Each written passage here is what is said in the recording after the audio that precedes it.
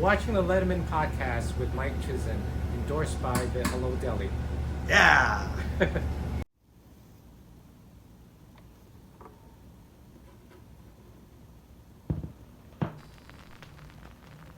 Hello, Mike.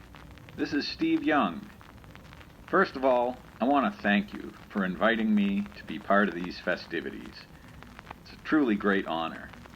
So, I want to wish you a very happy...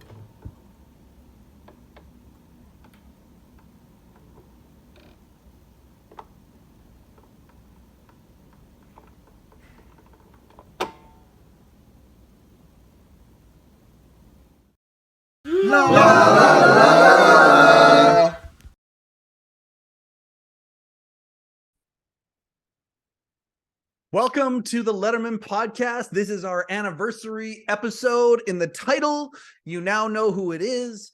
And, well, I'm sorry, you're going to have to suffer through a bit of an introduction before we get to Paul. Very, very excited. It has been very difficult for me to keep this a secret, having Paul on the show. We wanted to do it for the anniversary, and 420. 420 is the anniversary of the Letterman Podcast. I know what many of you are thinking. Oh, you're from British Columbia, BC Bud. 420 has been like your anthem for your whole life. Not me personally. I didn't even start indulging in that kind of stuff until I was like 38 years old. But yes, BC, where I'm from, is very, very much a center point, a hub for the 420 movement. But that is not what 420 is for me. 420 is the anniversary of the Letterman Podcast. Purposely started on that day because there it is. There's the ticket right there for my night, the night that kind of changed my life. The night at the Ed Sullivan Theater, April 20th, 2015, 1 month before Dave retired, exactly 1 month to the day.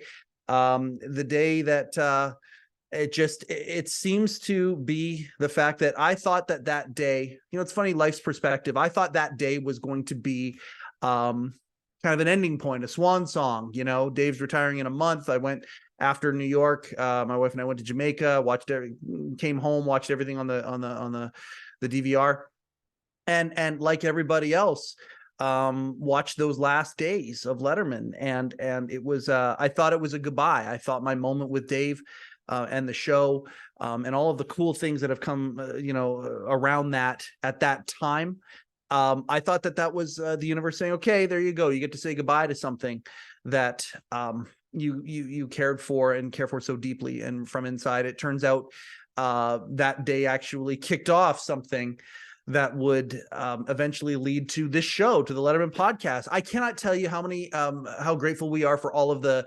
love that we've gotten. There's been some public love that we've thrown out there with Rogalski and Jeremy Weiner, and Don Giller sent a happy anniversary message. Steve Young, amazing, and there's a few others that are coming actually, but the stuff in behind the scenes, and this is from folks who worked for the show. I just thank you so much for the love that we've gotten, and also, of course, from the viewership and listenership that's growing. Thank you so much for enjoying what I enjoy and helping to create this community. Now let's do a little bit of housekeeping. We are still finishing up the contest for the Late Show rejection postcard. I'm giving a few of these away, brand new ones. And you got to just join the Facebook group, the Letterman Podcast Facebook group, find the contest post, like it. You get your name in the draw for one of these things. Leave a comment, preferably a positive one. You get your name in the draw. Again, share it. Once again, you get your name in the draw. So you can have your name in the draw like up to 3 times. And if you have multiple Facebook accounts, I'm not monitoring for that because I'm just not smart enough. Today's guest, I purposefully did not do an introduction with Paul on here. I had him for a limited amount of time, and I did not want to spend it doing what I'm doing right now. Plus, you'll find at the end of the show where I tried to give him some accolades and how special he is to me. He tolerated me for a good 30 seconds of it, but then he had to, he's on brand. He doesn't take compliments well. And it was a dream come true, as you can all imagine, for me to talk to him. It was tremendous. I'm really excited to put this episode out there because Paul has such a special place in my heart. I mentioned to him, I talk about the idea, and there's this thing, if I know our audience is largely American, and I appreciate it. I love my brothers and sisters to the South. Love y'all. There is a special kind of pride when a Canadian would go across the border and do well down there in the States. And there were two that were my guys. One was Wayne Gretzky. The other one was Paul Shaffer. And I love how Canadian Paul was. He even referenced in the show how he was, Dave loved talking about the Canadiana of Paul. And I agree. So the first thing I'm going to talk about is, if you haven't read Paul's book, we'll all be here for the rest of our lives. Go get it. Go find a copy of it. Get a copy of it that pays Paul. Get a new copy of it if you can. It's a really good book. Lots of very cool anecdotes and a lot of things you might not realize. And I just, again, I don't know if there's a musician on the planet that has collaborated more with other musicians in as big a ways, in as big a ways as Paul Shaffer has. I mean, he's an icon. I'm going to tell you this. I know I'm not supposed to say this. People who coach me on this stuff say, oh yeah, don't ever deprecate yourself about things, let people make their own decision. And that's fine. I don't think I hit a home run on this one as an interviewer, as a guy. I was fine up until he joined the conversation. And the moment I saw him in the waiting room, a wave of nervousness hit me. I'm really grateful Don was on the podcast with me to help me for part of it. Don was on. We played Stump the Bandleader. He had a couple of bumpers that we didn't name it Stump the Bandleader on the show. That came afterwards, but this is what it is. But like I say, I don't think I hit a home run with him as an interviewer. I talked over him a couple of times, and there's a whole bunch of questions that are left on the table. Thankfully, I did a good enough job where he said, of course, he would come back. So we're really grateful for that. I can't wait for that. I think the next time he and I have a conversation, I'll be able to create a lot more in-depth stuff. But I was just a little freaked out, and it was a great learning experience. It was awesome. Just so grateful. So it's happy anniversary to the Letterman podcast. I've got 2 copies of the picture, both signed by Dave. One's up there. That's the to Mike, my best friend, David Letterman. This one is the hello, Mike. Nice seat, David Letterman. And right there in that picture, what is he doing? He is turning and talking to Paul and saying, Paul, these Canadians are supposed to be polite. These Canadians are just, and I was being a bit of a brat, and he called me out for it. And the rest of the audience is laughing their butts off about it. I thought that moment was the end, and it turns out it's the beginning in many, many, many respects. And, I just, the fact that I get to talk to Paul 8 years later and I get to share it with everybody is, on the 1-year anniversary of this show. Man, I'm really grateful. I hope that there's enough content in there that people are entertained, and given some of the insights that folks that are part of this community really enjoy getting. I hope you like it a lot. Thank you very, very much for all of the support so far in our first year. Like Carson says, hopefully not just more, but much more to come. We're working on some cool things. And I could not thank everybody who has been part of this enough. Every single guest that we've had on the show. Don Giller, I cannot be more grateful for you helping to keep my facts checked and all the other ways that you help.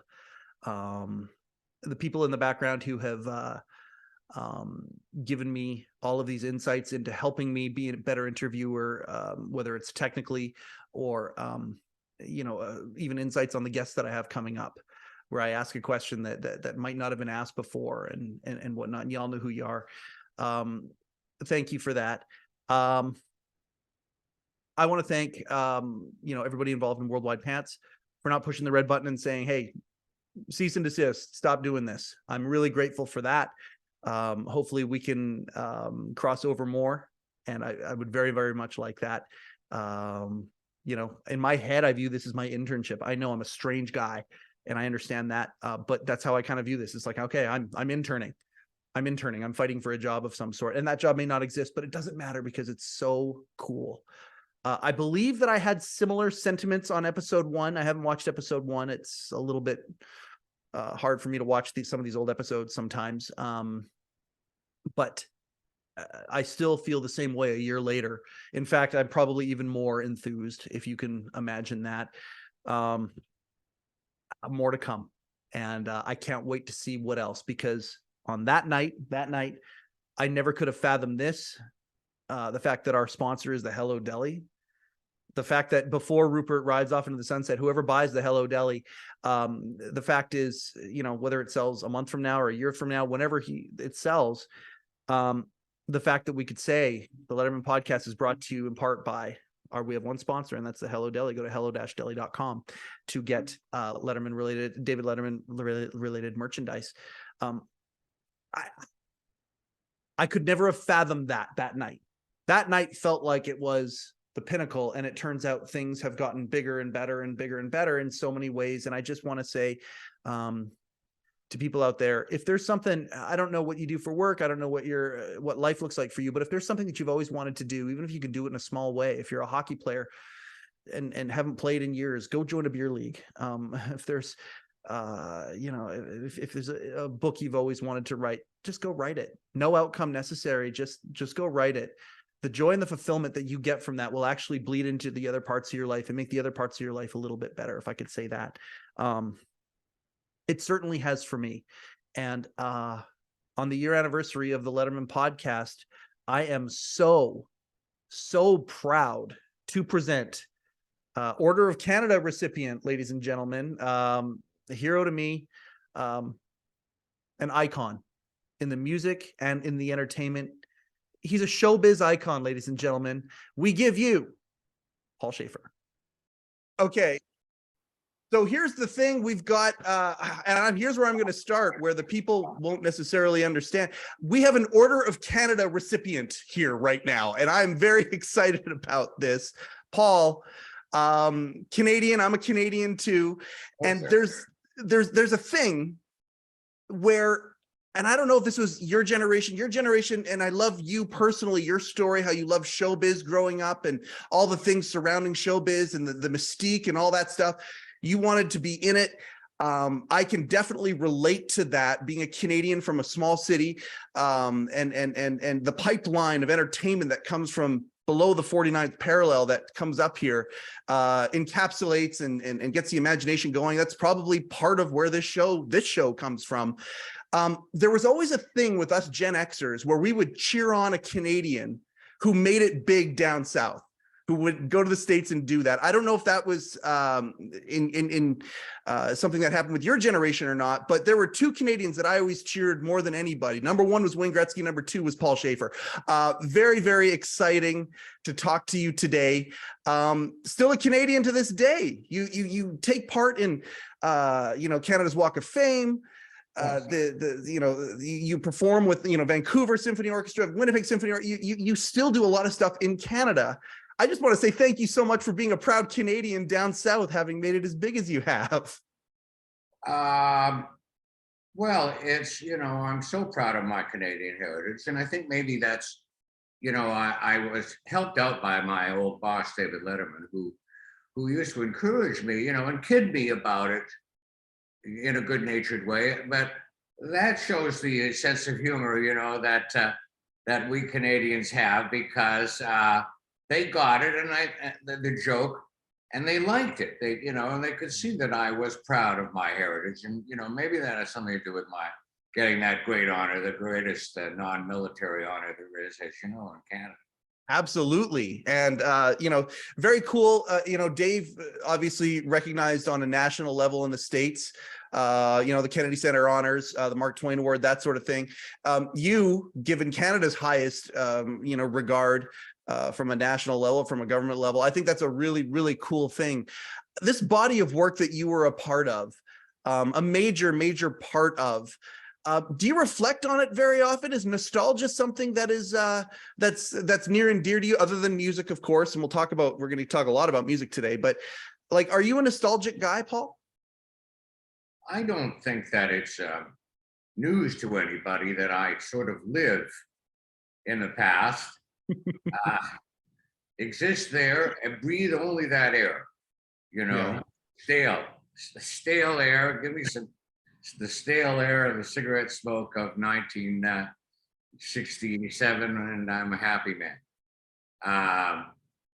But of course I am, and yeah, I got a little opportunity. You know, my schedule eased up a little bit since the old days. Yeah. There's some time to think about things. Things come back because at the time one is working so hard that you don't even you don't recognize what's going on. Yep. And then it comes back to me, or maybe I might see a clip or something and say, oh my, I have no recollection of this. That's happening a little more than I would have wanted it to. No recollection of this, but on the other hand, lots of amazing recollections. But how could one remember every single show, you know, for all those 33 years? Quite a privilege to have been a part of it. Yeah, a whirlwind, without a doubt. And I mean, we're talking, it's everything. It's SNL, you know, Rock and Roll Hall of Fame, and then of course, Letterman and all of that stuff. I'm trying to think of a musician who might have collaborated with more musicians than you, and I can't come up with a name. I can't. Like, even when you think about like Doc back in the day, Doc and the people that he would cross his path, they didn't cross paths the same way that musicians crossed your path. I don't know. Has anybody collaborated with more than you? I don't think so. Well, certainly, you know, in the rock and roll era, I just came along at the right time, and in Doc's day, that big band was the swinginest thing we heard, you know, and he kept it going, right? As long as Johnny Carson kept going, quite an accomplishment. And really, when you think back on it, he did play for everybody. And we remember the times, you know, when he would have a string section at the top of the show. You'd hear the strings playing on the theme and say, "Ooh, I wonder who he's got tonight," and it would be Sinatra, you know. Oh, and Doc, you know, has expanded the band. Fantastic. I grew up watching that up in the frozen north of Thunder Bay, and certainly it was. Sorry, I jiggled the cat. No, that's okay. Certainly, it was influential. You know, it sort of shaped me. Yeah. I would then got in the position of maybe having to expand my band for some reason, you know, and then using the strings from the top of the show, you know, those kind of things, those little moves come back. How we start, I bored myself with the answer and can't even remember the question. Are you kidding me? No, this is. Yeah, no, it was about Doc. I was going to say he played for Sinatra. Yeah. Enough said, you know. Yeah. That means he played for everybody. But, you know, I certainly remember, you know, Sarah Vaughan. And when Jimmy, you know, when Eddie Shaughnessy, his drummer, played for Jimi Hendrix that time, you know, that was historic. Mashup, you know, one of the initial mashups of styles, and you put them together, and it's just this amazing new piece of art. Sideburns, he had sideburns, big mutton chops, trying to swing with the youth, and made it all worthwhile, and he did. He kept up with Hendrix. God bless him. You know, it was a last-minute thing. Drummer didn't make it or something. So I happened to be in the rock and roll era, you know, and just say, hey, when the concept of doing 5 shows a week came up, you know, gee, that's hard. You know, I'm not going to certainly do original music or anything. That's just too much writing. What if I just do the stuff that I love, the songs that I love, you know, the stuff of my youth, the soul music and stuff. And then originally I was going to just do soul music. Yep. And then I was influenced, you know, by some of the players that do add the Beatles and the Stones and stuff to it. But there I was, you know, playing. And then these artists would hear for the first time, you know, a house band playing their stuff. Yeah. I think that a little bit happened, you know, especially when my idol, James Brown, he requested to come on, you know, I'll never forget it, because he heard us doing his stuff, you know, as commercial bumpers and stuff.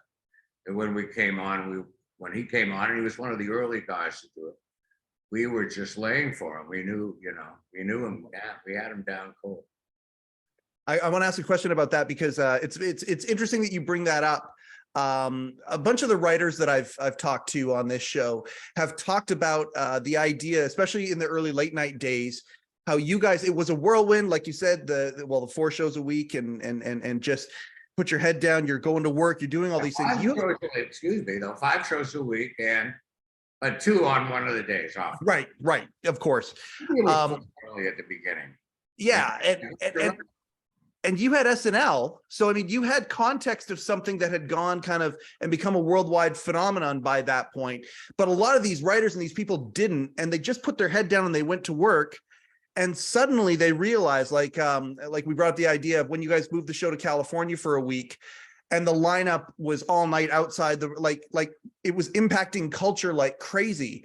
You probably experienced that in a little bit of a different way when some of these really contemporary, the hottest artists in the world were fans of the show and wanting to come on, and James Brown being a prime example of that.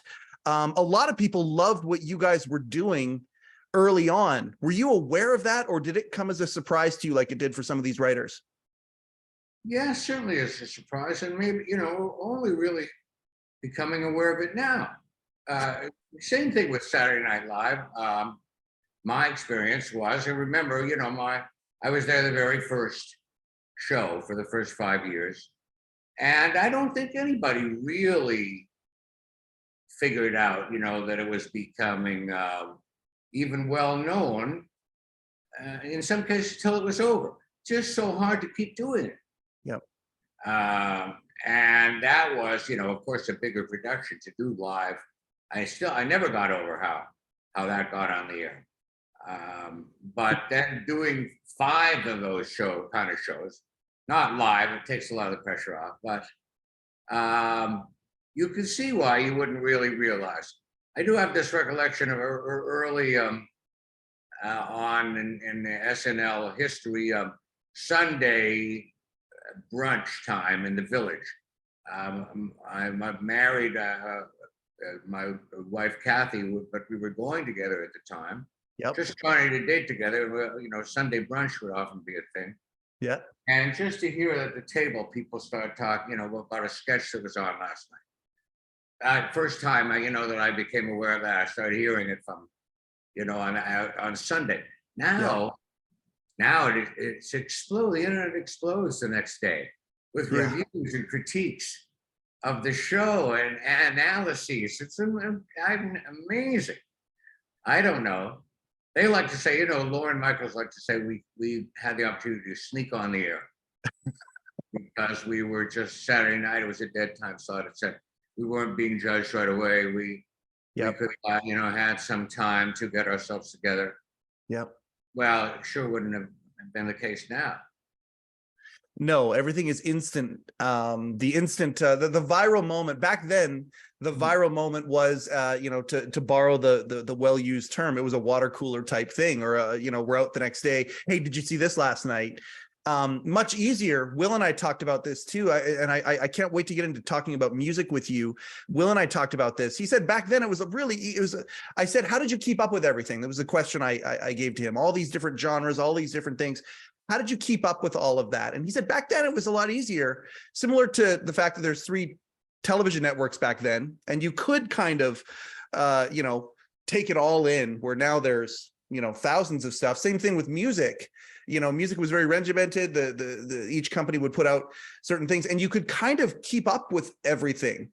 Whereas now the pipeline is so big, it's like it's beyond a fire hose. It's a geyser that's just of entertainment that's coming out. Before we leave Saturday Night Live stuff, I want to ask about Andy Kaufman. I'm a huge Andy Kaufman fan. You have a very unique perspective on Andy, as Andy the man himself. You talk about it in your book. And by the way, folks, if you haven't gotten Paul's book, We'll Be Here for the Rest of Your Lives, get it. It's still available. You can please get it. All of these amazing stories, the Jerry Lewis stories, all of the things that he talks about in this book outside of Letterman. Never mind, there's great Letterman stuff, of course, but Paul's book is fantastic. But you talk about Andy a little bit in there. I want to talk about Andy for a second because you saw the man himself, the performance artist that was Andy. you were also one of the people who was famously fooled by Tony Clifton. That's And I am blown away by that. The fact that you kind of knew Andy, you saw him, you saw the Mighty Mouse performance, you were there for that, and as Andy evolved. yes. And then Tony performed and he got you. Well, maybe I was a little, resentful because the idea presented here was that Andy would do 2 shows, 2 nights in a row. He'd Yep. appear as a guest on the Letterman show 2 nights in a row. First night as himself, Andy Kaufman, the conceptual comedian. Second night as his alter ego, a character that he does, Tony Clifton. Yes, sir. So, and Tony's going to perform with me in the band. So the thing was, though, that when Andy got there, he was all about, when Tony gets here, he's going to be, he's very difficult to work with. You better be on top of your game. Tony Clifton gets you. And I'm just saying, I'll be able to work with Tony. Don't worry about it. But I thought, you remember that show, Max Headroom? Of course, absolutely. Shout out to Morty, by the way. It was like having to work with Max Headroom or something. I wanted to say, Andy, it's me, but go ahead, all right.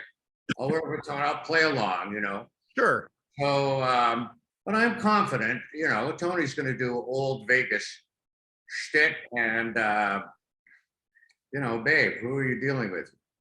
Exactly. So he comes in the next day all made up, of course, and in costume, and he's a character who immediately I can see that under this facade. I'm not talking about that Andy's under there. Just in the case of Tony, this character seems to have multi-levels, and he's kind of a sweetheart underneath this Vegas persona. I'm starting to like him.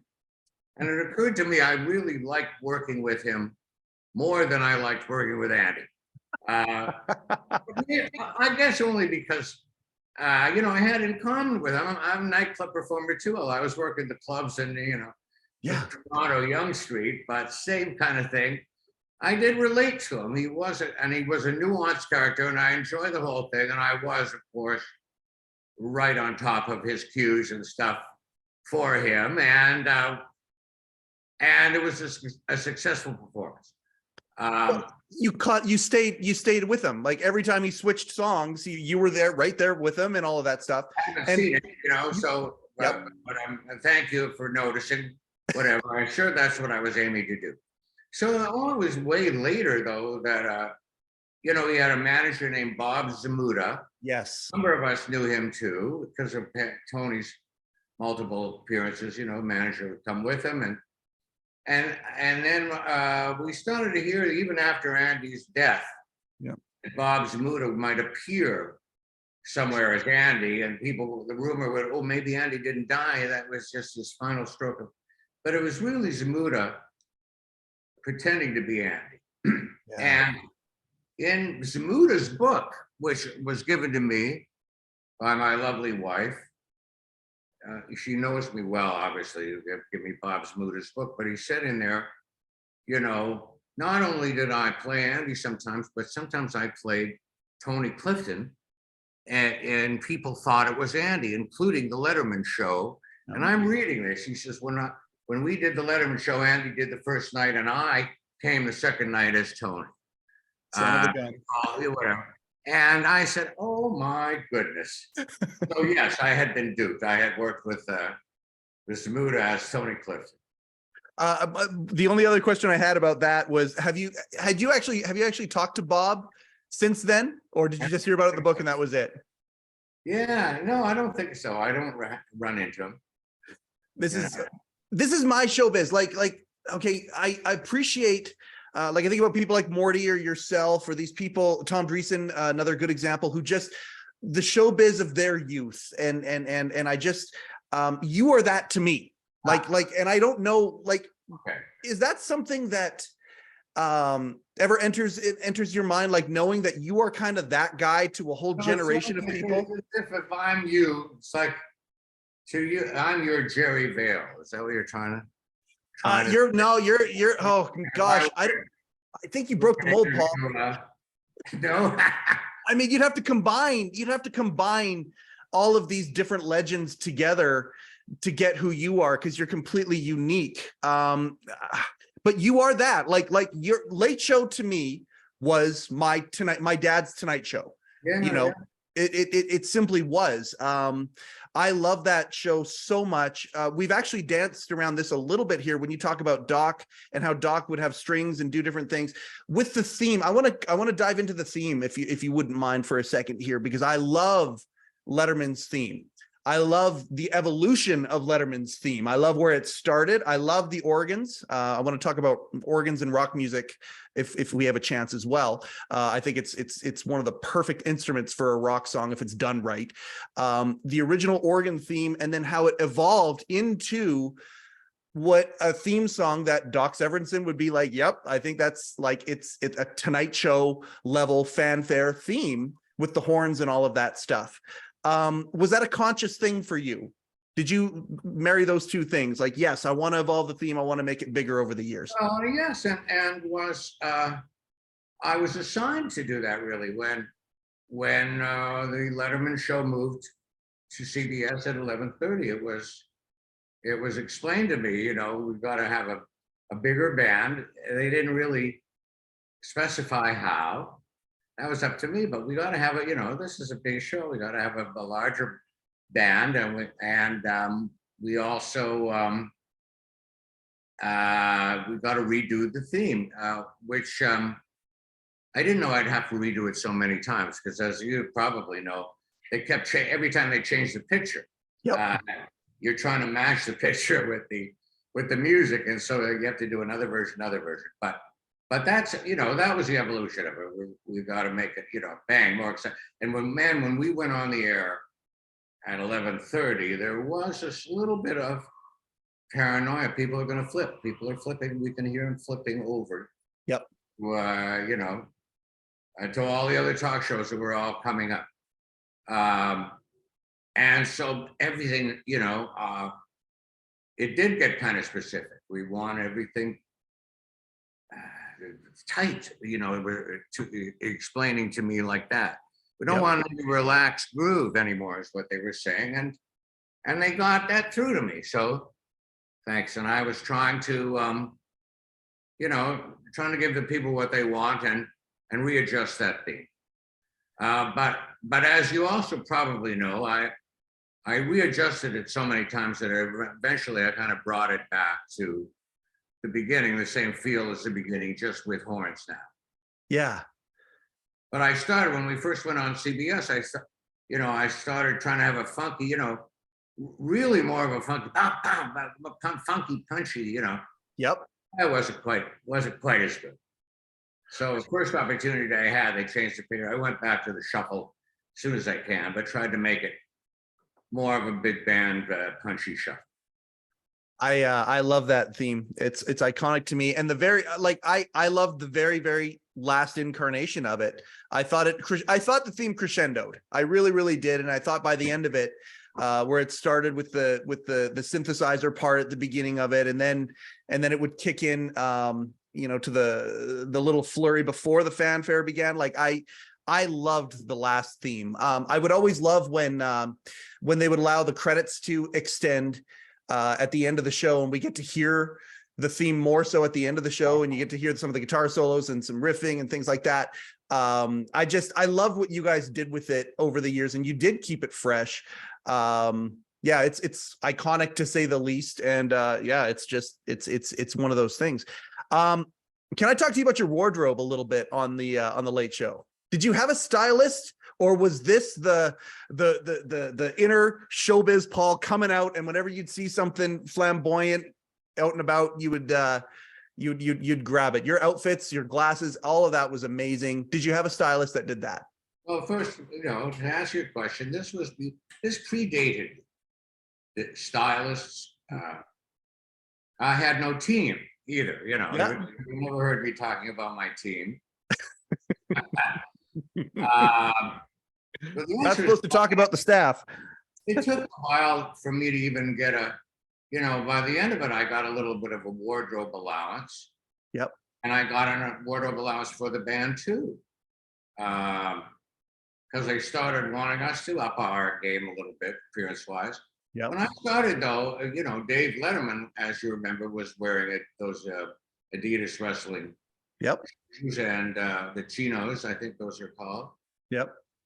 His trademark jacket and kind of Ivy League striped tie. So, we were also very casual. Yep. Our band. Some more than others. We remember fondly the great Hiram Bullock and his t-shirts, jazz festival t-shirt and no shoes, whatever. Just the bare feet. And of course, it was a kind of show where the camera would go right to Hiram's feet.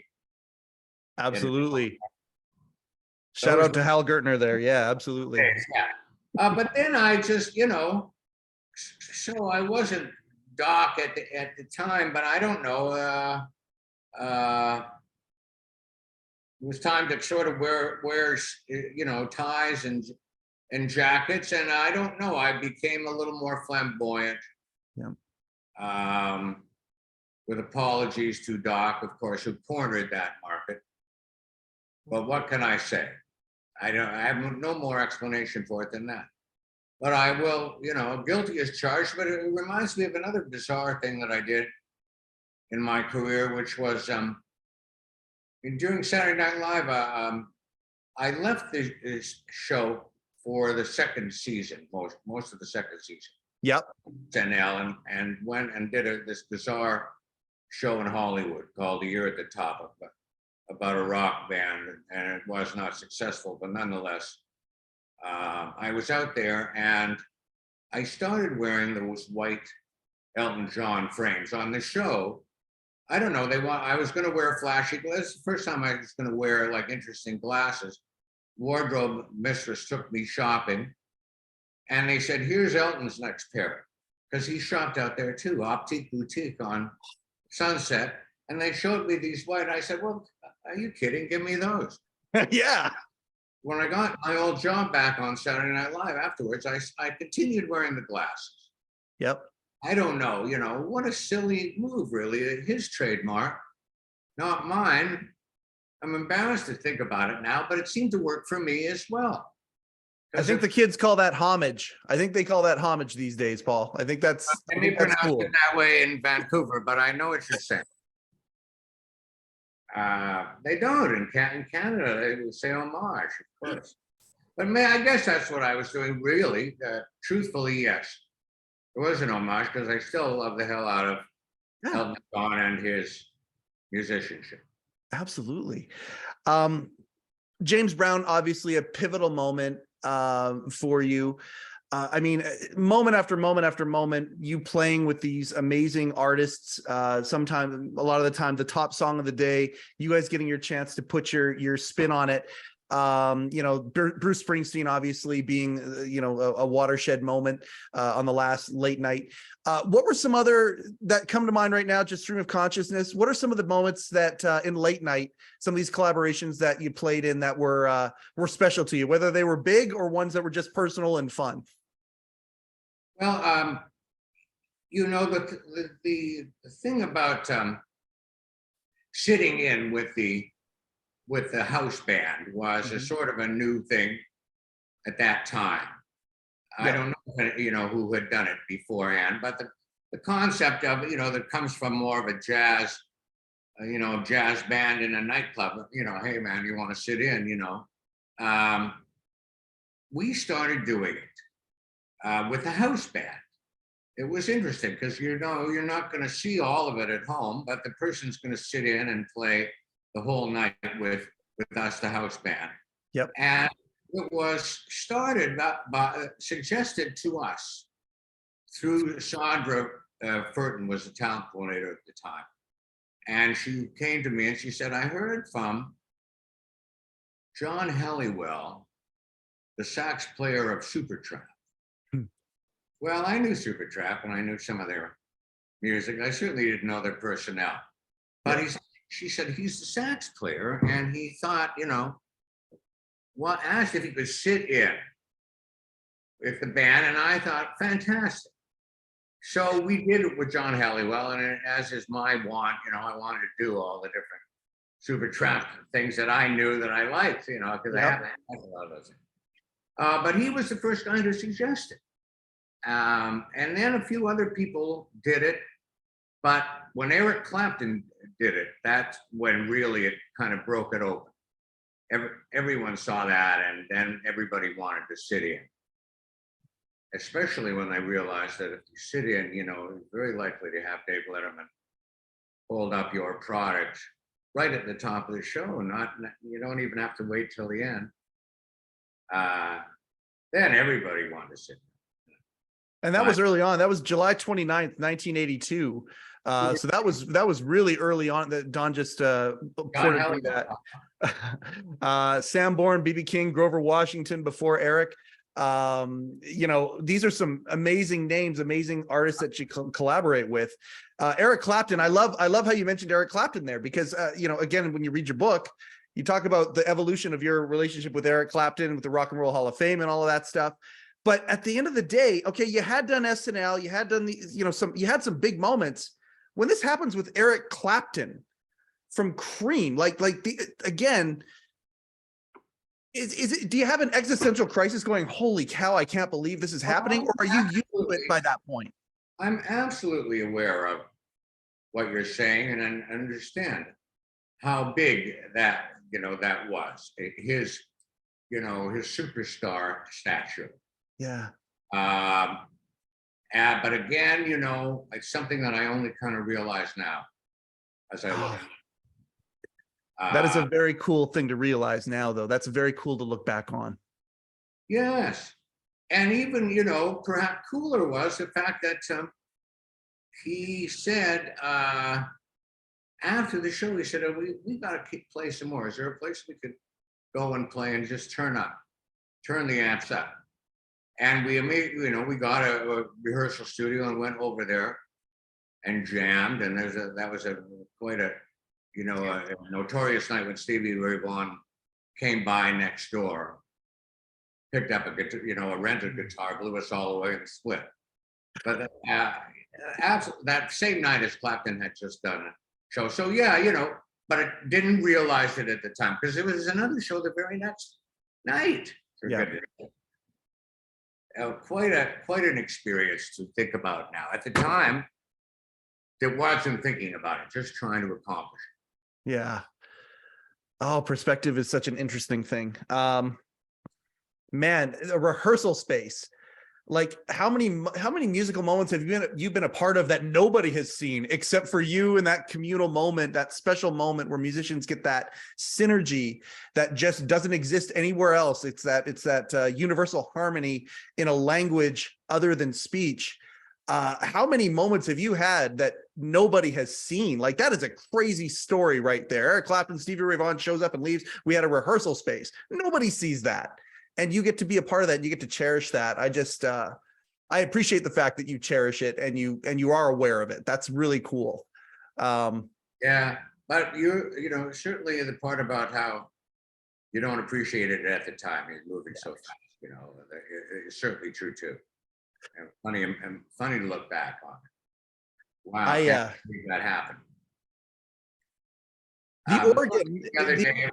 Oh, sorry. I don't mean to talk over you, Paul. I apologize for that. That's my bad for talking over you there. I was just filling in time. Go ahead. I have a couple of, nobody knows you're doing this. Okay. I haven't told anybody. I haven't told Walter. I haven't told anybody that you're doing this. It's a surprise for the anniversary show. But after I had Will on, an author of, I don't know if you've read Last Days of Letterman or not, but it is an incredible book. I have, yeah. Okay, awesome book. And Scott Ryan's good friend of mine, good friend of the show. And after I interviewed Will, he immediately sent me a video, and he precursed it by saying, okay, this is in case you ever get Paul on the show. In case you ever get, so he has no idea this is happening. I'm going to play you a really quick video if you don't mind. Okay. Hello, Mr. Shaffer. It's an honor to get to ask you a question. I first of all want to thank you for giving me decades of this emotion. Huh? Why is he playing this song? That doesn't make any... Oh, I can see clearly now for John Travolta because of the documentary Clear. Sneaky. So if you were just picking those songs to make the band laugh, I want you to know you were picking them for me because I always enjoyed that. But that's not why we're here. We're here to talk about me and the piano. So in 1981, I got my first piano, and you know, as a piano player, you got to have that show-off song. You want to have that thing because you only got like 20 seconds where the relatives are interested. And I thought the most show-offy song was Jump Shout Boogie by Barry Manilow, which I know you know, but for the listeners who maybe don't know, it's, you know, the boogie, boogie, beat up a piano man, let's go into town. And I wanted to be able to play that, so I worked on it, and, you know, because it has that good, catchy beginning, and I added that. That was my first improv, so, So I would always say, you know, that was a Barry Manilow song, which I had no problem admitting to. Now, I do a Letterman book, Last Days of Letterman. I cover all your beautiful music, and I watched Dave for all these years. You skip through all of that, I start collecting vinyl records. And of course, I'm gonna get Barry Manilow, because I gotta have my Jump Shot Boogie. I check the liner notes, Jump Shot Boogie, keyboards, Paul Shaffer. And by the way, bass, Will Lee. What, you got Dave's band in here? But my question is, who's playing you or Barry Manilow? Because all these years, I've been saying I learned from Barry Manilow, and I need to know, is it Paul Shaffer? So tell me, are you the Jump Shot Boogie Man? So how about it? My goodness. Well, no, he's absolutely, I mean, only Will knows that because he was there. But yes, I did play the piano on that boogie piano. And it was a big deal at the time, too, because Barry, who Will worked for on all the big records. Yeah. And I, you know, joined in a little later. It's just starting to get going in the recording studios. Partly, largely due to Barry's producer, Ron Dante, who produced all that I Write the Songs and everything for Barry. And he started using me on second keyboard with Barry. Yep. Barry, and, you know, and we got along. And when it came to this boogie woogie thing, Barry just said, Paul, you know, you play the piano on this. And everybody was kind of shocked that he moved over. Yeah, an early performance of mine on that. And this guy, I don't know the backstory of where Will Lee got that, but he's wearing, the gentleman's wearing the old late night t-shirt, isn't he? So it's an early artifact. This is very cool, and Scott's going to be delighted by that. The fact that he actually learned that from you, thinking it was Barry, just as big of a Letterman enthusiast as he is. Something made him know. Is he a friend of Will Lee's or something? Who's you got Scott? that video from Will? Or was I mistaken about that? No, I don't think, you know what, it's funny, Scott for the book didn't get any of the band. He tried, but he couldn't get any of the band. So no, we're making this connection here right now. He's the author of the book. That's Scott, the author of The Last Days of Letterman. Yeah. So I got it now. Now I got it. That's amazing that he wrote that. Well, I'm glad you asked. That's my inferior introduction and broadcasting skills coming through right there. So that's I'm glad you clarified for the viewer. Fast, and now I got it. No. Obviously, yeah. Well, this is the one he quotes Bill Sheffs quite a bit, right? And Barbara Gaines. They're all it's an audio history, so it's all the people who work, like Shecky's in there, like a lot. Barbara, yeah, absolutely. I did. I got to see it. Yeah. It's such a good book, because again, I want to go into the bumpers here. I was going to use that as a way to going into the not the bumpers, but the intros that you would do for guests, because that was some of the most clever version of music ever, was the inside jokes and things about the intros. I had to, you know, my instinct is the bumpers. You said I got to look. What do we have? Yeah. Yeah. I didn't have to play them. We'll get to bumpers too. But before, yeah, so the idea of bringing out the different guests to something clever. I mean, at the end of the day, were you guys just looking for excuses to learn new songs? Is that just a new, like, was that a concept that evolved over time? I mean, Late Show is where I really noticed it. But did you start that at late night as well? Well,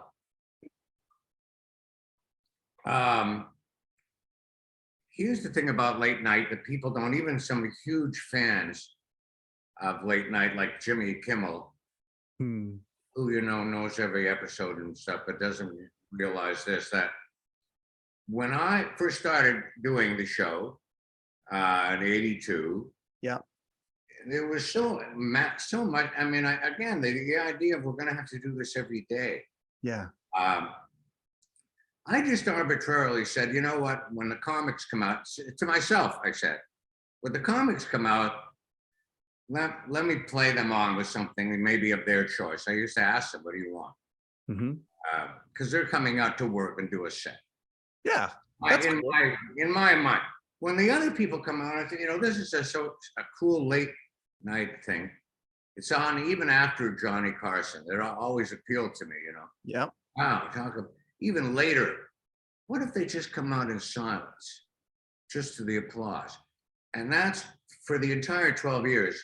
I never played anybody out. And people don't even remember that. Yeah. Because who knows what, you know, the mix is going to be. Often you just hear mostly applause anyway.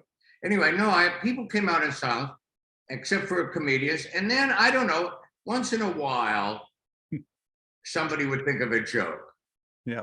Me or somebody else, you know, on someone coming out. Wouldn't it be funny if we were playing such and such? Yep. Like, I guess when Ellen, you know, an early example might have been when Ellen DeGeneres came out. I think we were still on her show. I think we were still at NBC. Yep. And I guess, you know, we weren't playing anybody out yet, but I guess, yeah, hard to resist playing I'm a Girl Watcher. And that meant, you know, one of the early times when we just played it because we had a little joke to make. Yeah. But it was not until we hit that big time of CBS that I was officially requested. Play everybody out. Yep. Because we are now at 11:30. And so it turned out to be a lot more to learn, even though we only have to do 8 bars of everything. Yep. And I got to remember the name of this guy because it's so funny. Oh my goodness. Oh well, I won't mention him unless. Okay. If it pops in, grab it. If it pops in later on, just throw it out there. Marv Albert, Dreamweaver, Martin Short's kind of walk on was Valat. Well, you want comments on me? I'll comment on every one of them. Oh, there. If there's a story behind them, I mean, we'll listen to. Oh gosh, yeah. Like, I mean, there's going to be some Don Giller on the screen, yeah. Well, he's coming. He'll be back. First of all the credit goes to segment producer Maria Pope, who is working now for Jimmy Fallon. But yep, just in the spirit of, you know, by now we were totally into doing play-ons and making little secret points, and Maria was into it, and Marv Albert had a sort of some unfavorable publicity whereby someone had pulled off his hair really, and said in the press, I pulled off his wig. Yep. And he said, it's not a wig, it's a weave. So Maria Pope said, when he comes out, why don't you play Dreamweaver? And that was a no-brainer. Of course I'm going to do that. What was the other one that you mentioned? Martin Short's. Oh, yeah. Well, that's only, you know, we were on during the MTV era. Yep. For starting, and there's a big video on MTV with John Lennon's son, Julian Lennon. Yes. This song was called Valat. It was kind of an eerie ballad, a little bit reminiscent of a Beatlesque thing. Yep. And I don't know who said it first, but Martin Short just appealed to me. He looks like Julian Lennon. Something about his face and his nose, I don't know. So I just started playing that a lot when it came out. But no other reason than that. But I think what Giller may be referring to is that during, while we're playing, Dave leaned over to Marty and said, "Why does he play this?" Is that right, Doc? Yeah, that's exactly what happened. And Marty says, "He thinks I look like Julian Lennon." That's it. So I think that's what he's referring to. There was a walk-on appearance with Jerry Seinfeld where he was no longer doing his stand-up on late night, and he came on and he asked you, why no walk-on music? And you explained on the air the differentiating between walk-on guests and stand-ups. Oh, how funny. Yeah. I just wanted to pipe in to say we were really, what do they call it? Full disclosure, transparent at that time. Yeah. You tell it, and this was pre-internet. Totally transparent. I just want to chime in that my favorite walk-on music that you guys did, and this was on Late Show, was when Gillian Anderson guested, and you would play the Jethro Tull version of Bach's Beret. And it was like 3 or 4 steps removed, but you got it. Ian Anderson, Gillian Anderson. That to me was genius. I love that. That's all I want to say. Sure. I'll disappear now. Before the end of the show, we've got a couple of bumpers that Don wants to identify, if possible. By the way, Julian Lennon, "It's Much Too Late for Goodbye." It's far too late for goodbyes. Much too late for goodbyes. I love that song. Oh my gosh. Growing up watching Samantha Taylor on Video Hits. There's a little bit of Canadiana there. Yeah, I missed her. Oh man, she's but Julian Lennon growing up, I love that song. Very, very cool. The one that I wanted to ask about was Brian Williams, who is one of my favorite guests of all time. I loved him. Terrence Trent D'Arby, "Wishing Well." Do you know where that one came from? Directly from him. Oh, there you go. And he was conscious of the play-ons I would do, as he was a Letterman watcher, and he just asked for that. And I don't have any more explanation, but from that point on, that was his play-on. Oh, I love that. I love that. The other thing, you talk about Marv Albert and his unfortunate situation here. I've asked a couple of the bandmates about the show behind the show. And I always loved the idea of that. Whenever either Hal or Jerry would cut over to you and you were talking in the microphone, it might have only been Jerry. It might have been actually after Hal retired, where you had the microphone where you guys could have your own little shindig going on in the background and making each other cut up and laugh and all that kind of stuff. I've asked about the show behind the show for a couple of the other bandmates, and the only thing that they'll talk about is the fact that you guys carried on the tradition of what happened in the Shaffer household growing up. The idea of hairpiece patrol, looking at who's coming on and how you would be able to crack up the band with guests coming on. Oh yeah, that's a hairpiece, or oh, that's a weave, or oh, that's this, that's that. What else would you guys talk about while the show was going on? Well, the main thing in my defense was that nothing to defend on. It's hilarious. Secret microphone. We were able to have it because all of us had the ear monitors in our ears. So we could hear not only the dialogue and our own instruments and things, but also each other. And it enabled me to tell people what we were going to play next. Yeah. The ear monitors, when we were on the air before they existed.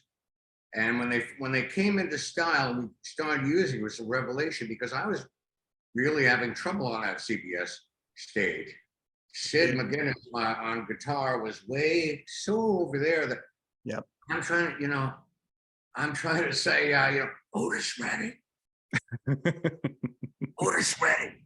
Meanwhile, Otis fucking Redding. And, it's in the middle of a show, so that could be a problem. But these things enable me, Otis Redding, key of B flat. I could even be saying, take these chords down, E flat, F, G minor, G minor. I would do things like that, you know. Yep. That was the main thing. But certainly I might say,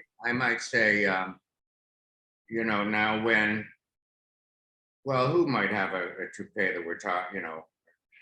We don't need to name names if we don't want to, but I'm just saying. I would say when so-and-so comes out, Yeah. You see the toupee, don't laugh. I'd say to the back, don't laugh. You know, that's all they needed to hear. And of course they laugh. Then, hey, but what are you know, what's so funny over there?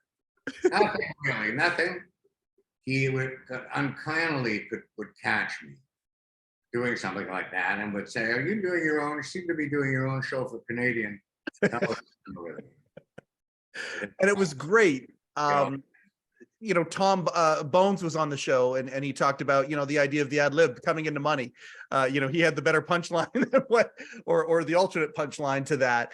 It just added so much to it. It was a looseness. You guys had gotten to the point where, I mean, again, I only visited the show twice, you know, right before the show ended, then once back in 2004. But again, both experiences, you go in there and it is a rock concert. You're not just playing, 8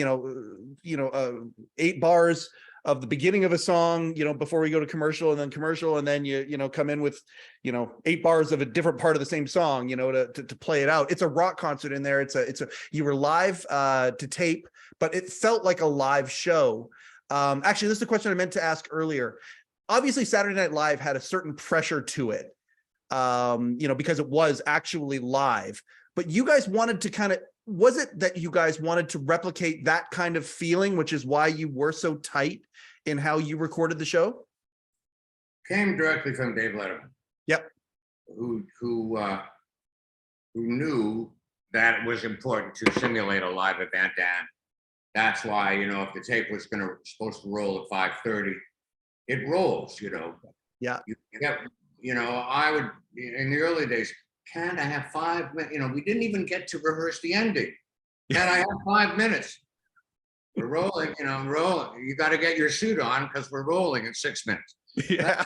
If you like. So I got used to it, and it added to the experience. Whatever shape you're in, whether you've been rehearsed or not, you're going to go on the air. So it made it a little bit like it was live. Yeah. One thing comes to mind of what I must take credit for. When they were on in the morning, I wasn't on the morning show with Dave Letterman, as he used to like to refer to. I couldn't get up that early, but couldn't get up that early. Yep. However, they had a beautiful theme written by Michael McDonald.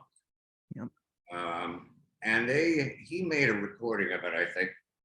I don't think he sang any lyrics, but he was just kind of humming along with that gorgeous voice of his. And they used to play that at the beginning and then segue into live band when Dave would come out. And hopefully you don't hear I don't think you did. You hear the transition. Yeah. But they kind of assumed I would do the same thing. You'll record your theme, of course, and we'll play it. And then, segue to live when Dave. And I said, it doesn't make sense. I said, it just came off Saturday Night Live. The whole thing was, the band playing it live, again, the audience reaction live. So I talked them into letting me do it that way. And of course it was, it set us up there. Absolutely. But I don't know if any other show does what Dave does and just roll. Because I've had the privilege of guesting on a number of the other talk shows. And they seem to just go when they're damn ready. Yeah. Something to be said for that too. I mean, it's not a criticism. It's just, I think it is one of the things that made you guys great is that it's God, Paul, it's like you're a pro, you're segueing beautifully. A few weeks ago, you got a chance to be the house band on the Tonight Show. When the Roots was over, working on the Grammy stuff, you got a chance to go and bring, the world's most dangerous band and actually be Fallon's Tonight Show band. I was delighted by that. I've watched it 3 or 4 times. I got goosebumps multiple times throughout it because you would play many of the same, standards, late show standards that you had doing it. How much fun was that to go back to 30 Rock and to do that? Almost surreal. Yeah, I bet. But yeah, it was so nice of Jimmy to think of it and ask us to do it. And wait, I got to say of the band, because some of the people came from worldwide.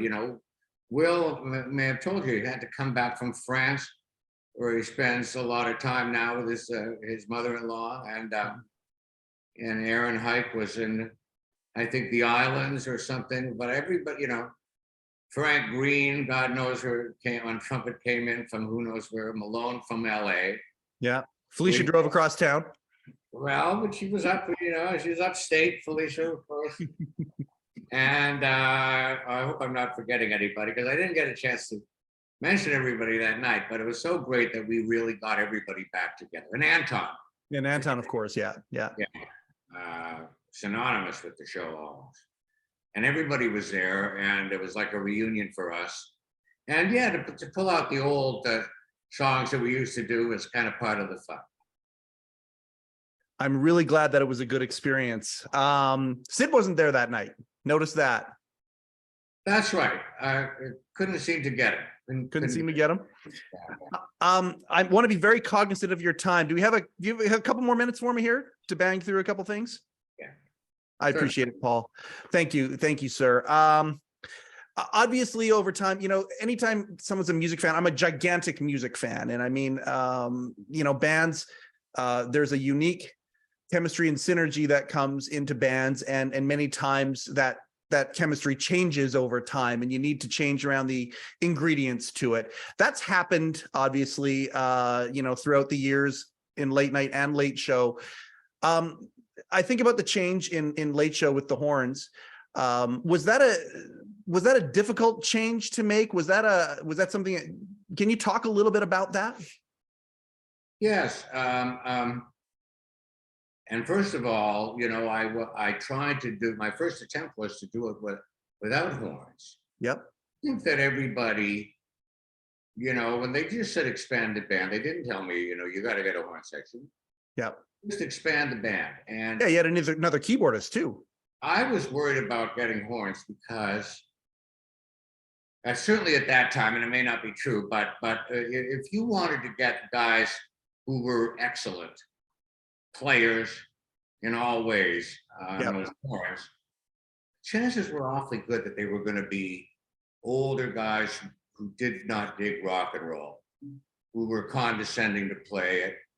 I had a big problem finding the right guys. And number two, there isn't going to be time to write everything out. And these excellent players that I knew in the studio, they're just used to, there's an arranger and things get written out. Well, I had time in many cases, like a feature act, and it was almost always Tom Malone who would write out a beautiful arrangement for me. But if it's just going to be Ellen DeGeneres and I'm a girl washer, a G minor, you got to just be able to play it. And so it was, I felt a little bit compromising of the freedom that I used to have, but nonetheless, you want to have that big sound. And I tried to accomplish it with the great Bernie Worrell on the synthesizer.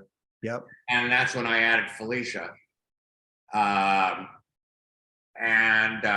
So I added those two people, but it wasn't giving the pizzazz that, an old-fashioned horn. The other thing that was confusing me was Dave was really asking me if I could kind of update my repertoire. Not so much of the classic R&B, but let's, can we not hear some stuff that's on the radio now? Well, I didn't hear any horn sections in the early 90s to speak of. So again, I was confused about which way to go. But ultimately, Bernie Worrell was just an artist who moved on and continued to create. No longer with us, but he was a genius. But I kept Felicia after he moved on, and I just broke down, got a horn section. I could only afford two initially, which is weird when you only have two, because so many chords are so often three part. Eventually we got to the point where we could have three. And there's a brief history. I feel you. The horn section gag, when Alan Bruce would put their hands up and all that, like that was, I just loved the bands. I I love the band's role in Late Show, and you were characters. You were characters, whether it was the bits that they did with Anton, whether it was, and I mean, obviously with you, all the different things that they would involve you in. You must have got it. You know, you obviously had the acting bug, the idea that you were considered for the George role in Seinfeld, a year at the top, that kind of a thing. You kind of got to have your cake and eat it too when it came to as much musical stuff as you ever wanted, to collaborate with the biggest and the best, but you also got to do a little bit of acting and performing in that regard as well. Do you miss that? Absolutely miss it, because it was kind of a perfect gig for me. Yeah. But boy, you know, I certainly did it to death, longer than anybody else has done it, and with the greatest guy, Dave Letterman, you know, who I think all the guys working today admit that they, you know, Dave influenced them all. Not that Dave didn't have his influences too, but Well, of course. you know, The greatest broadcaster, the greatest body of broadcasting work in history. That's what we talk about here. We have a couple little, Don's got a couple bumpers that he wants to identify, and then I want to close out by talking about Warren Zevon, if that's okay with you. yes. And that'll be it. So I'm going to play. There's a video here that we're going to play. Hopefully it doesn't get censored off. I think Walter will be fine with it. He wants to know, this song here isn't Camptown Races, but it's like Camptown Races. And so we're wondering, what song is this? We'll be back with wilderness survivalist Tom Brown Jr.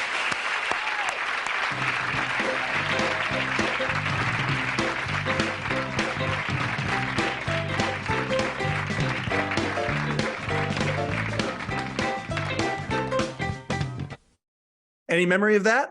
Yeah, I got it. It's South Street. South Street. By the Orlons. This is a record from about 62, 63, from Philadelphia. There it is right there. And South Street being the name of a happening street in Philly, PA. You're one for one. And yes, it does sound a little like Camptown Race. Da, da, da, da. Yeah, a little bit. You're one for one. Want to go for two for two? Absolutely. Yeah, it's pretty. I got an advantage, obviously. Clearly. And I want to mention about Don Giller, the other thing he mentioned, that other song, but go ahead. Okay.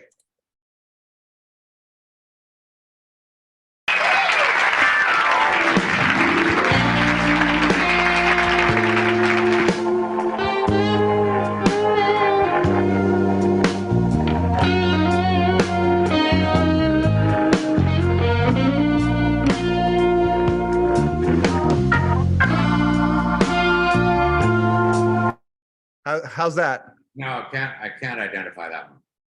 Okay, we're one for two. Perfect. And I got one more for the tiebreaker. Let's see if we can get this thing going. Okay.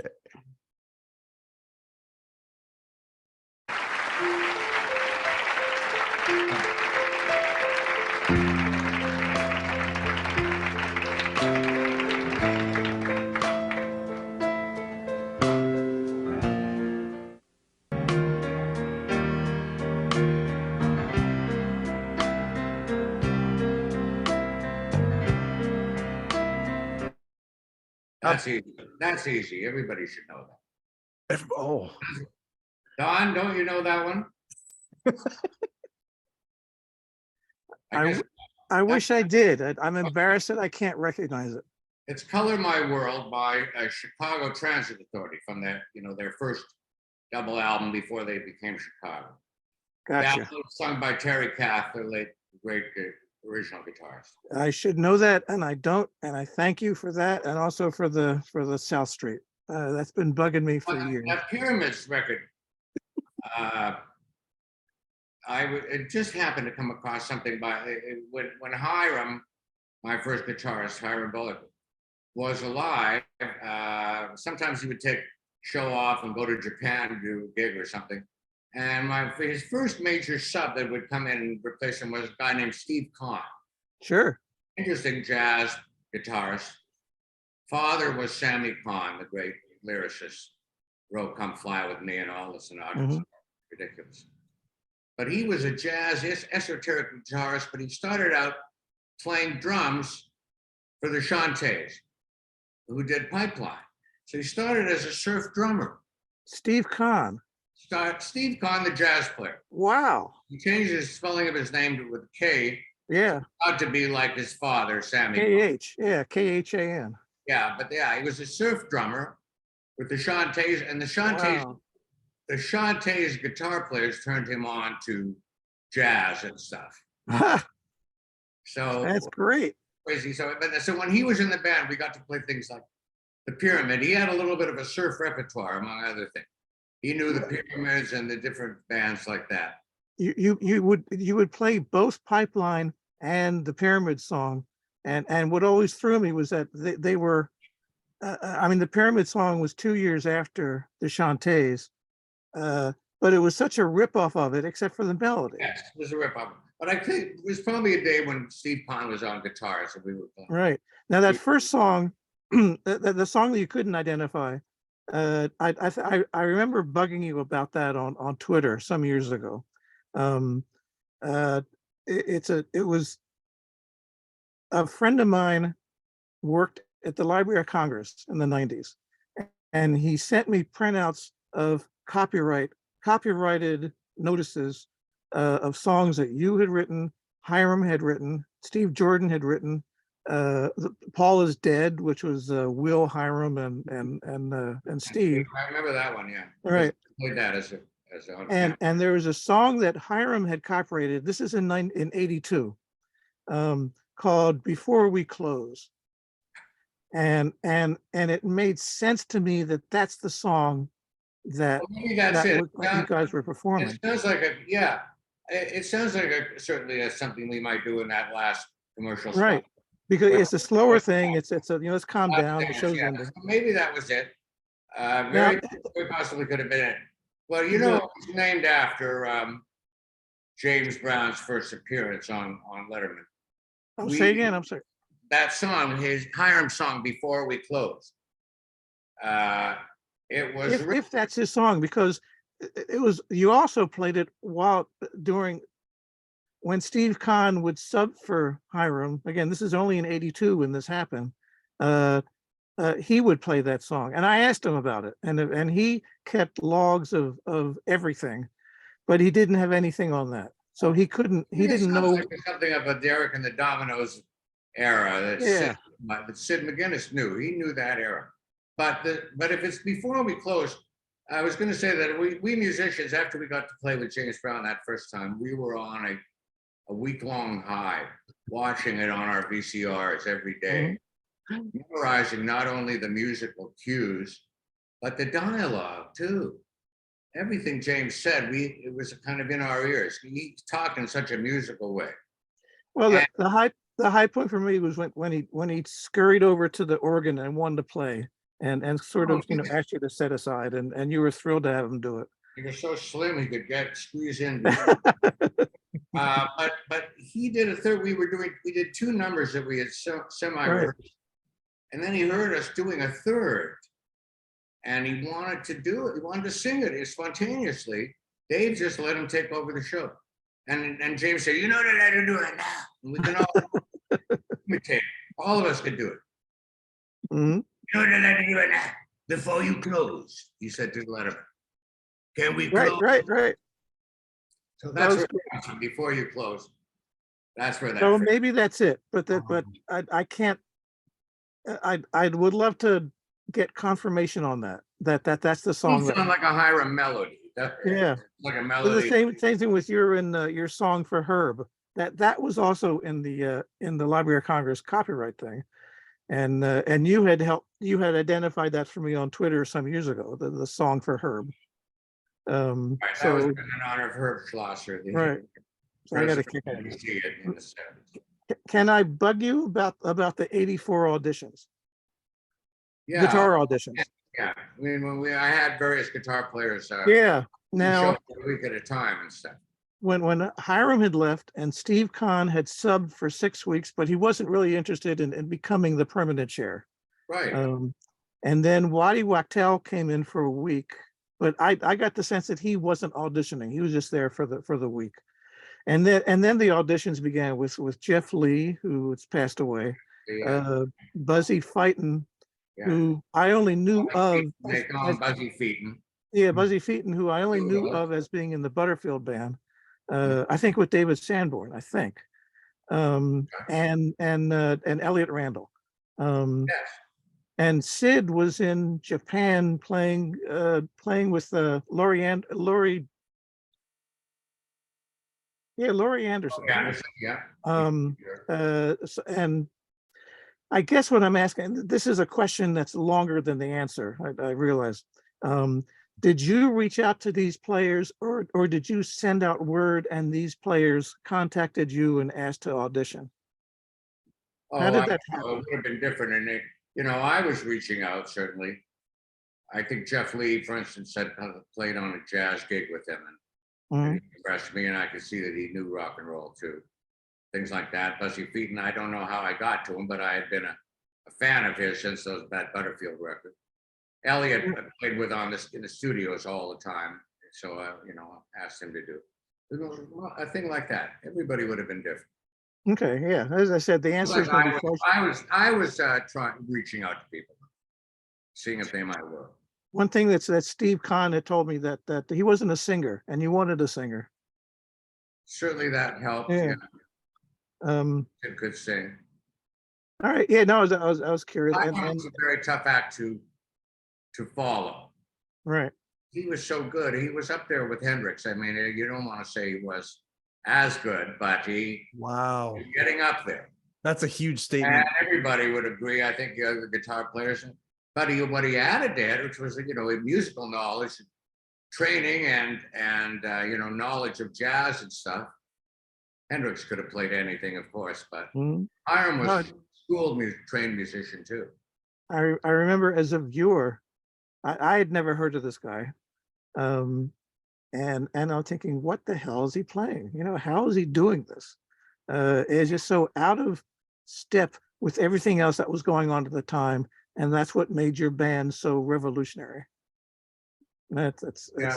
Well, yeah, we may, thank you for saying. Appreciate it. That's it. I'm done. Thank you. Thanks. I appreciate that, Don. Paul, okay, so I'm going to ask, at some point in the next year, will you please come on again? I didn't get to Julia Roberts. I didn't get to you hosting the show. By the way, that Julia Roberts, that's my very favorite Paul Shaffer moment by far. The moment I'm talking about, one of the greatest. Oh, it was so good. When you would bring in ad libs like that, did you ever get any heat for anything that you said off the cuff? I can't imagine you did, but I mean, it was such an amazing moment where you asked her if she was getting laid, if she's been laid lately. No, I never got any heat. It was all part of the show, and so after good. all, it wasn't live. Yeah. Oh, there you go. That's true too. Yeah, I suppose. You host. They played that up, and got additional laughs out of it. So, it was well. Fantastic ad lib. I could definitely. I've got so many questions about different things, but I'm so grateful for this moment to have to talk to you. If it were up to me, this show, obviously, I've made no bones about talking about how there should be an official Letterman podcast. I've been petitioning Walter and everybody that I want to do this. If it were up to me, there'd be a sister podcast to this. And I said this to Felicia and Will, and I think Bones even too. There'd be a show called Live on Letterman, and it would literally only focus on the music of. And I would love to talk to artists. Like, one of my favorite bands in the world is a UK band called The Heavy. I wouldn't know about The Heavy if it wasn't for their 2 performances on your show and how they captivated Dave and he made them play the song again. I loved moments like that. I can name so many artists that I have in my life that I love because of that. And I want to do an entire podcast called Live at Letterman on the music stuff. Thank you for your part in that. Thank you for all of the I say this to the writers all the time. I'm going to say it to you. A bunch of the gray matter pathways in my brain have been created because of you guys. Do you still try and, do you still listen to a lot of new music? Certainly, but I tend to go back to the same 10 records, that I've been listening to since I was a kid, and still hear new things in Jailhouse Rock. Oh, that piano! I never heard that before. I'm still listening to the same song. I gotcha. What's if I was to name it, your favorite rock song like rock song that has an organ predominantly in it. What's your favorite one? Well, I don't know. I mean, that's organ song or rock organ. So many. White Yeah. Shade of Pale, though. You can't argue with White Shade of Pale. Yep. And I think when Deep Purple did Hush, that was a great organ solo. But Yep. Rod Argent's, stuff into the zombies, she's not there. Yeah. Okay. These are the ones I thought. Can I try and give you one that you may have never heard of? Yeah, of course. Okay. Do you remember the band Faith No More? Yes. Okay. Faith No More had a B-side. It was only released, I think, on a live album that came out in the UK. I think it was an import, but it was called the Cowboy Song. I'll email it to you. It's a B-side, and it has a really awesome organ part that I think you'll love it. I think you'll really like. It's a rock song with an organ. Did one of their, did they have a keyboard player who played? Roddy Bottom is their keyboard player, and he is incredible. Yeah, awesome. Okay, so I want to finish off with Warren Zevon, and for a whole bunch of reasons. I say enjoy every sandwich. Still to this day, Rupert and I go back and forth and enjoy. And by the Hello Deli's for sale. Talk about enjoy every sandwich. Oh my gosh. Let's go in on it. Yeah. You and I buy it. What's that? Let's go in on it. You and I. Yeah. Oh, there you go. Let's do it. Let's buy the Hello Deli. Oh my gosh. Right. I'm in. I'll learn how to make a sandwich. And the Paul Shaffer is the best sandwich on the menu, by the way. But Warren Zevon, hopefully this year going into the Rock and Roll Hall of Fame. I mean, we could have done an entire podcast on the Rock and Roll Hall of Fame and all this stuff. Paul, you're such a legend. I just want to talk a little bit about Warren Zevon, what he meant to the band. You would go off for holidays, religious holidays, or if you were away, Warren Zevon would come in. I learned about Warren Zevon because of you guys, and I'm going to say this as delicately as I can. I'm a Gen Xer. Bob Dylan to me is a little bit different than Bob Dylan is to my dad. If I were to compare who a Bob Dylan type character is to me, it'd be Warren Zevon, and it's because of you guys. I adore him. I love him. Kevin Smith was going to make a movie about Hit Somebody at one point. I hope that still happens. How cool would it be if Warren Zevon went into the Hall of Fame this year? Well, of course he should be in. As so influential, and so many people cut his songs and referred to him as a great poet, which he was. An interesting guy, and Dave Letterman was the first guy who really was hip to him. Even he had his Excitable Boy out and stuff, Werewolves, but Dave was into his albums and things, and we started having him on as a guest. Yeah. And then it was I had to take 2 weeks off, which was kind of unprecedented. We didn't take much time off if we could help, but I was going to get to be in the Blues Brothers movie sequel. And I had to go and shoot it for 2 weeks. They liked everything the same, so I was trying to figure out who am I going to get for 2 whole weeks. And it was our talent coordinator at the time was Sheila Rogers, who suggested, what about Warren? Oh my goodness, the one guy that Dave would be happy to look at and see, if I wasn't going to be there. So Warren was able to do it. He started doing covers like we always do. He came in with various things written out, like a Spice Girls arrangement written out on score paper. Warren, what anyway, that's another story. We work faster than that. Yeah. Actually, Dave, I'd like to hear Warren's songs when he does it. So when he would do it, it would be all his songs. Yeah. Actually, for bumpers, play-ons, everything. Nice of him to be able to do it, and certainly that last show, What Can You Say, that was real television. He sang 3 songs, which was hard on anybody to rehearse 3 and then do them right away at the air show. But he, this man was absolutely dying, and it was amazing. Bruce Kapler. Oh, go ahead there, Don. Bruce Kapler told me that he had tears coming. He was wearing sunglasses. And I think the song was Genius. And Bruce could barely read the charts because he had tears coming down. I was going to say that, did you know that Warren was scheduled to be the first Warren was scheduled to be on the first late night, Oh, the very first show. the Oh, very first. But he was bumped because there wasn't enough time. There was so much stuff. I mean, he was listed in the TV Guide as being scheduled. By the Friday before the first show, he wasn't listed, so it was determined at some point before the show that there was no room for him to come on. I was not aware of that. It was certainly the time when, unlike today, every show did not necessarily end with a musical guest. Yeah. No music at all for a couple of weeks in a row. And then gradually, once in a while, a musician would come on, there would be a musical guest, and it eventually evolved into the way it is now. That's a whole different episode with you. So many. Yeah, I mean, like dream guests for this show, Dave Grohl, Eddie Vedder, some of the people who have had massive attachments to the production. I just Paul, I appreciate you so much. I got to tell you this. One of the themes, like the theme for this, we got a little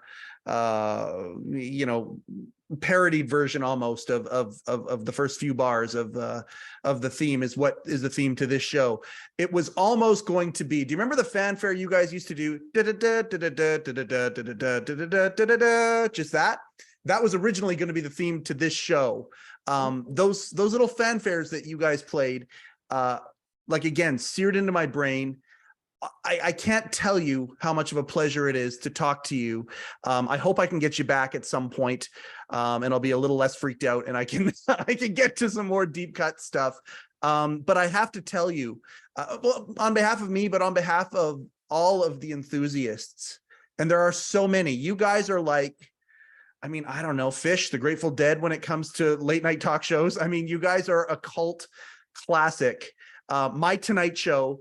I know none of you like to take compliments, so I thought maybe you might be the exception. Paul, I worship you guys. You guys are absolutely the fabric of who I am when it comes to entertainment.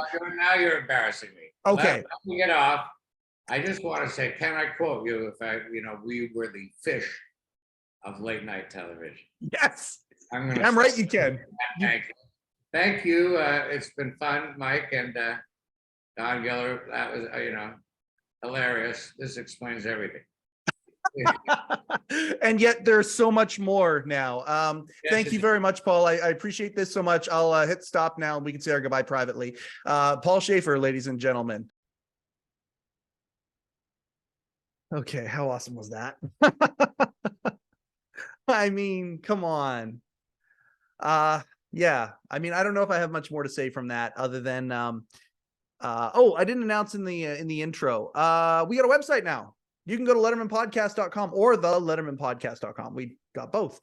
And I'll tell you this, there's a guy who everything that's happened for us has been like, we have no budget for this show. We've got this show is built on love and collaboration, really is what it is.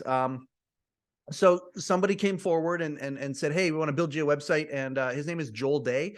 I'm gonna be throwing out his contact info because he built this website for us and it's pretty skookum and it's just starting right now. So we're very excited about that. So you can go to lettermanpodcast.com for more information about the show. And of course we've got our Facebook group. So it's nice on the anniversary day to be able to announce that. We'll talk more to come on that, more to come on Joel.